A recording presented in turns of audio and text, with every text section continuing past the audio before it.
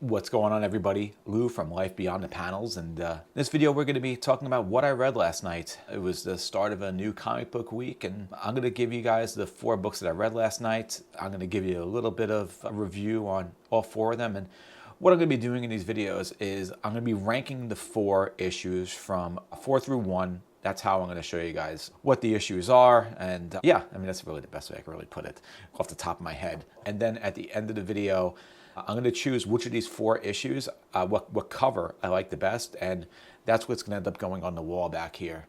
Basically, I have a system here where every night that I read my comics, I take the cover I like the best and I put it on the wall. I replace the one that's been up there the longest. So I feel like that's pretty cool at the end of the video to show you guys which cover I think is the best and put it over there on that wall. But first, let me just tell you guys about what else I read besides these 4 issues. I read issue number 3 here in Batman the Detective. For the trades and the omnibuses, I'm going to give a review when I'm done with them, but I still want to let you know what I read from the previous night. So I read issue number 3 of this. Again, I'm really loving this so far. Batman the Detective by Tom Taylor, which I picked up at Ollie's, which is fantastic. I can't wait pretty soon to make another Ollie's trip. I'll bring you guys along with me when I do that so we can see what it looks like over there in the Ollie section. But also, I was pretty tired last night, but I really wanted to get in at least 1 issue of Wonder Woman by Greg Rucka. I have about 14 issues left to go in this omnibus. I will say this about this book. This book has made me a Wonder Woman fan, and I really did want to get at least 1 issue into this. It's really good. I can't say enough good things about it. We'll talk about it more, obviously, once I'm done with the book. But on to the comics I read. First, let me show you what I did read last night. We read Absolute Batman number 21, read End of Life number 5, G.I. Joe number 23, and X-Men United number 4. So I will show you the ranking, and we'll talk about each one as we go. The comic that is in the number 4 slot of what I read last night is going to be X-Men United. Now, here's the thing. The books that I get, I like. I'm not getting books I don't like. So I like X-Men United. I'm one of the people that enjoys it. But still, of the books I read last night, it was number 4. And that's fine.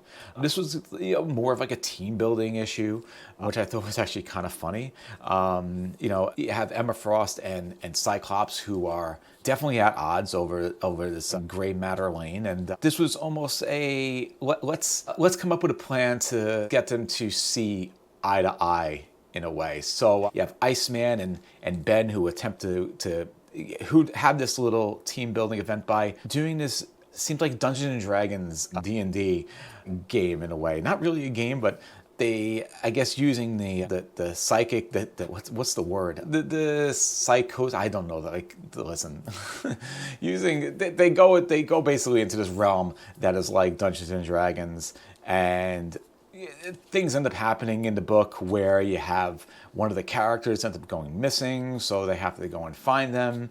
And by the end of the book, they have this big cliffhanger where now they got to figure out, okay, how do we get out of this situation? But overall, I enjoyed it. It was lighthearted. It wasn't intense. Sometimes X-Men can be intense, can be a tough read sometimes, but I enjoyed this because it was just simple. It was carefree. It was low stakes. And you know what? That's fine sometimes. Everything doesn't have to be intense and crazy and political and all that stuff. So I enjoyed it. I gave this one a 4 out of 5. So X-Men United. It's only going to go 10 issues. We'll see what happens from there. I know we have an X-Men event coming up. We'll see. But overall, I'm enjoying the book. It's fun. I'm just going to say it's fun. Sometimes you just got to shut your brain off, and that's what I'm doing here with X-Men. There's a lot. X-Men is crazy, so there's always so much going on. But in this book, it was actually pretty nice. Also, what was nice about this book, it was pretty linear as well, not jumping around, because I think that was part of the problem with a couple of the other X-Men United issues is there was a lot of jumping around going on. That wasn't the case here with this one. All right, coming in at number 3 is going to be Absolute Batman, issue number 21. And this is not a knock on Absolute Batman at all. The tricky thing about this book at this point is it has a very high bar to clear. It's the most popular book out right now, And it's probably, it is the best book that's out right now. But because of that, almost like it feels like each issue needs to be a banger. And this issue was really, really good as well. I'm still giving it a 4.5 out of 5. You have the issue start off with Batman and the Robins fighting. That was really cool. There's a lot of destruction. You can feel like the almost cinematic feel to it of just destruction everywhere. There's a building that gets destroyed and stuff like that. Interesting, we got to see the different Robins communicating with each other. You get to kind of see their personalities. There's one of the Robins, which I'm not going to give away who, if you haven't read it yet. There's one of the Robins that definitely seems like more of the moral compass of them, where there's another Robin which seemed more like the reckless one. So it was kind of cool to see that, seeing Deathstroke in charge of the Robins, that communication going on. Also, I was thinking about it was funny. I really like Harley Quinn in this issue as well, and her interactions with Alfred. Then you also get some stuff with the friends, which is why you have Two-Face here on the cover. And I have to say that their arc right now and the way that they're going definitely leads to a lot of questions about, are they good? Are they bad? Are they anti-heroes? Is Batman, it's very interesting, their roles and how they're going to evolve. Where you may think these guys, Two-Face, Penguin, Riddler, Killer Croc, may not become villains. The issue really opens it up to that possibility. And, almost like it also opens it up to like, is Batman good or bad? Because we know Bruce Wayne in the past has really done some criminal actions. And the book even goes into that a little bit as well. So I'm very interested to see where that goes. In addition, we get some stuff here with Bruce and Jack Grimm, which was really interesting, going more into that. We know from a couple other issues back that this whole Batman thing was basically manufactured by Jack Grimm. So we actually get a confrontation between them, which I thought was really cool. So this is ranked number 3, but it's still a 4.5 out of 5. It's just the books that we had here on the list. Coming in at number 2 is going to be G.I. Joe issue number 23. I mean, what can I say? G.I. Joe is one of my favorite comics. I'm actually shocked that it didn't get number 1, but I should tell you about how good the number 1 was.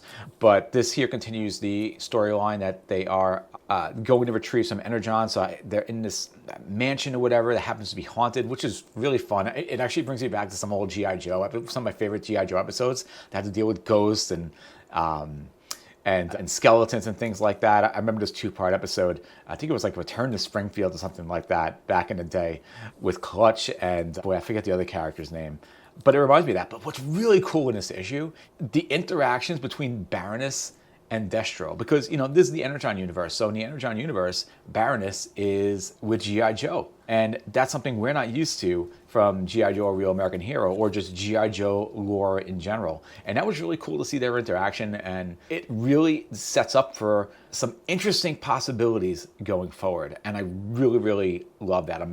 In fact, there were a couple of interactions here in this book that led to some interesting possibilities. Also, we got to learn about Risk and his background and his history, because again, this is the guy who is new to G.I. Joe, and it was interesting to see what his background looked like. So really cool issue, gave us a nice little cliffhanger at the end, which was nice as well. So this story isn't over.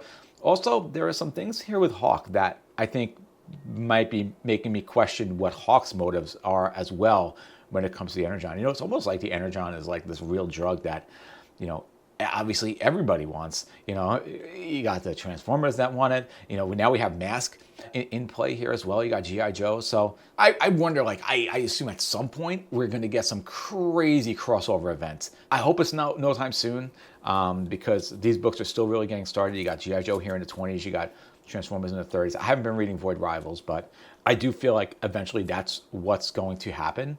And but we still got plenty more to figure out. But the Baroness Destro stuff, I'm excited to see what happens. Oh, and I gave that one a 4.5 out of 5 as well. So finally, the number 1 pick from last night's reads is going to be End of Life, number 5. This book is just, it's so entertaining. There aren't many books that get me to laugh out loud reading, but this is that book. It is so good. It's like, it's just so ridiculous. It's ridiculous. Eddie is like just a terrible person. Yet it's just hilarious because like you're still rooting for him despite the fact that his motives are terrible. You know, in the last issue, you have the kid who gets kidnapped by the cartoonist who is in charge of this crime group or whatever that is constantly robbing the store. And this is funny. It's at the beginning of the issue, and he's like, you know, the mother's like, well, are you going to go get him? Are you going to go get my kid? And it's like, well, like, why?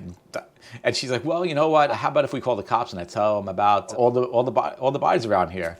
So the way for him to go save the kid is by getting blackmailed, pretty much, by his mother. It's just hilarious. You get some more great interaction between Eddie and his dad, which is fantastic.